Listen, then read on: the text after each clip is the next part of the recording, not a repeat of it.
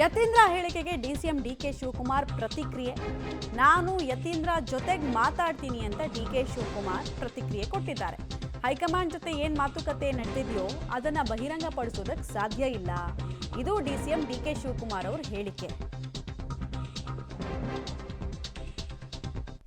ಇದು ಸಕ್ಕರೆ ಬೆಲೆ, ಎತ್ನಾಲು ಇವೆಲ್ಲದಕ್ಕೂ ಕೂಡ ಅನ್ಯಾಯ ಆಗಿರೋದಕ್ಕೆ ಇವತ್ತು ಆಗಿರೋಂಥದ್ದು. ಯಾವುದು ಕೂಡ ನಮ್ಗೇನು ಗ್ರ್ಯಾಂಟ್ ಕೊಡಬೇಕು ಒಂದು ಗ್ರ್ಯಾಂಟು ಅವ್ರು ಕೊಡ್ತಾ ಇಲ್ಲ. ರೈತರಿಗೆ ಏನು ಸಹಾಯ ಮಾಡಬೇಕು ಮಾದಾಯಿ ಇದನ್ನು ಇವತ್ತು ಅವ್ರಿಗೆ ತೀರ್ಮಾನ ಮಾಡೋಕ್ಕಾಗಲಿಲ್ಲ. ಈಗ ಮೇಕೆದಾಟು ನಾವು ಭಾಳ ಹೋರಾಟ ಮಾಡಿ ನಮ್ಗೆ ನ್ಯಾಯ ಸಿಕ್ಕಿದೆ ನಮ್ಮ ಕಾಲದಲ್ಲಿ. ಅದಕ್ಕೂ ಕೂಡ ಒಂದು ದಿನದಲ್ಲಿ ಪರ್ಮಿಷನ್ ಕೊಡ್ತೀನಿ ಅಂತ ಹೇಳಿದ್ರು, ಅದೂ ಇಲ್ಲ. ಆಯಿತಾ, 5,400 ಕೋಟಿ ರೂಪಾಯಿ ಕೊಡಬೇಕಾಯಿತು. ಏನು ನಿರ್ಮಲಾ ಸೀತಾರಾಮನ್ ಅವರು ಬಜೆಟಲ್ಲಿ ಓದಿದ್ದು, ಇವತ್ತು ₹1 ಬರಲಿಲ್ಲ.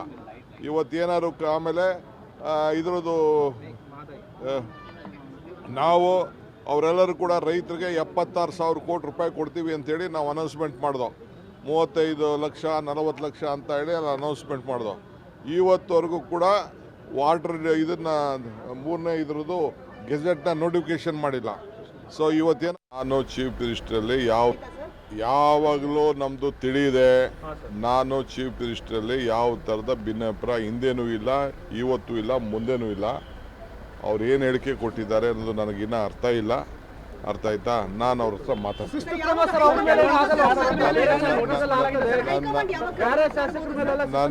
ನನಗೆ ಗೊತ್ತಿಲ್ಲ. ನಾನು ಅದೆಲ್ಲ ಹೈಕಮಾಂಡ್ ನನ್ನ ಹತ್ರ ಮಾತಾಡೋದು ಯಾವ ಕರೀತಾರೆ ಅನ್ನೋದು ನಾನು ಅದನ್ನೆಲ್ಲ ಡಿಸ್ಕ್ಲೋಸ್ ಮಾಡೋಕ್ಕಾಗಲ್ಲ.